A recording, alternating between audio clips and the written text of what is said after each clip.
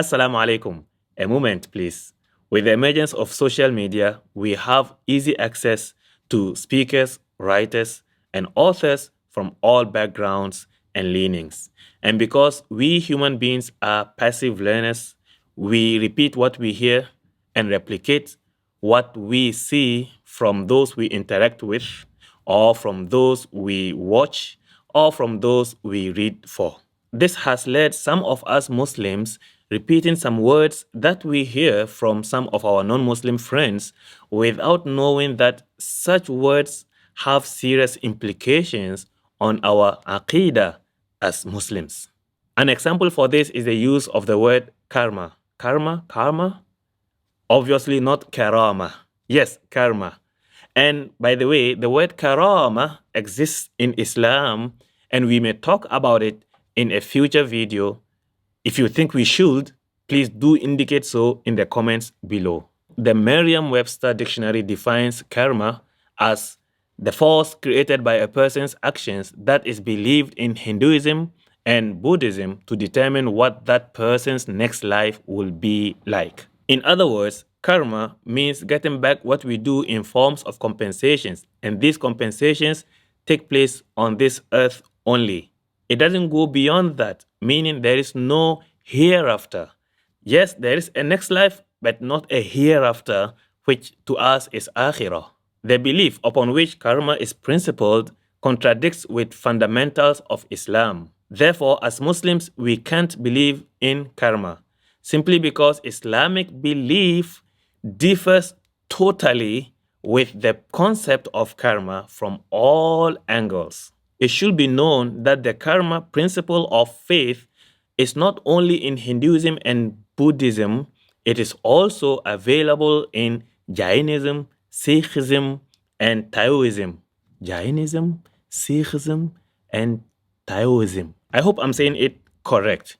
Jainism, Sikhism, and Taoism. Of course, besides being rooted in Buddhism and Hinduism.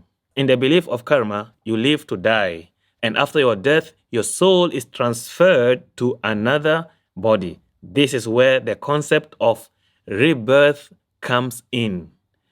If your soul happens to have done good in its previous life, which is the present life, in the next life is going to be transferred to a human body. Or else, if it is currently in the present life an evil, it may be transferred into an animal body. Now it makes sense why some people do not eat meat. In the end, life recycles itself on this earth only. What a life of misery, life of earthquakes, life of poverty, life of wars, life of death, life of bloodshed, life of anxiety, life of terrorism, life of killing, life of manipulation. The next life is eternal, for the good or the otherwise.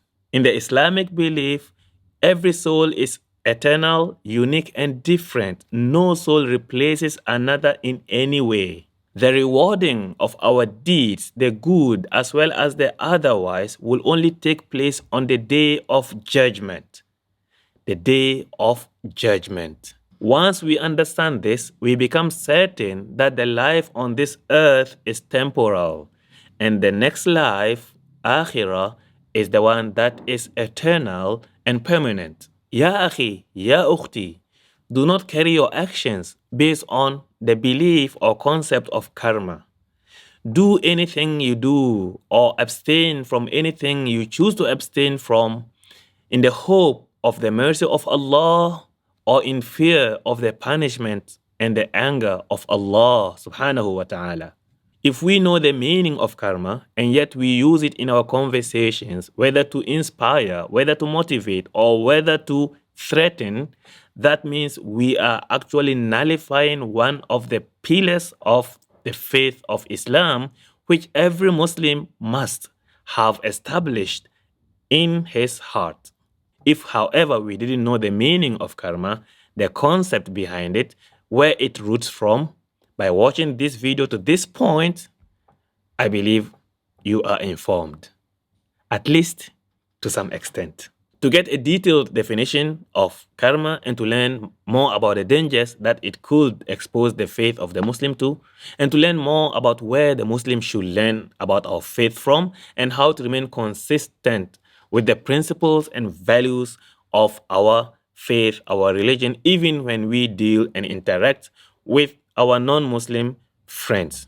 Check the accompanying article, the link of which is provided in the description below or in the pinned comment. Alternatively, you may want to search for karma on gsalam.net, and the said article will be welcoming you as well as other articles that will help to enlighten our journey back to Allah subhanahu wa ta'ala. Until we meet in the next A Moment, please, I leave you in Allah's protection.